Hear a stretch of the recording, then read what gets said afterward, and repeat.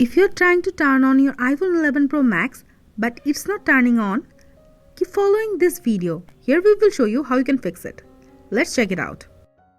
Open iTunes. If you're using Windows PC, you have to install iTunes in it. We will leave the link in the description below and you can check it out. After that, set it up with your Apple ID and password. Now connect your iPhone with iTunes. Quickly press and release the volume up button, then volume down button. Now press and hold the side button. Don't release it even when you see the Apple logo. You have to hold it until you see this logo. You will also get a pop-up in the PC. Click Update. Click Update again. Click Next. Agree to the terms and conditions. The software will start to download. Click on the top right corner of the screen to see how much time it will take to download. Wait for the time being.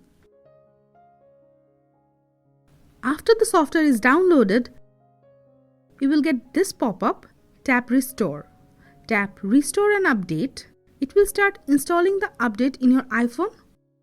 Wait for the process to be complete. You will get a pop-up when the process is complete. Tap OK. Your iPhone will take auto restart. Make sure to keep your iPhone connected till the process is complete. And you will also get this activation window on your PC. It will open with saying hello to you in different languages. So guys, this is the way you can fix iPhone 11 Pro Max if it is not turning on. If it does not solve the problem, it could be a hardware issue. So you have to take it to Apple Service Center. That's it for now. Hope this video was helpful. Check out our iPhone 11 Pro Max playlist for more videos about it. Thank you.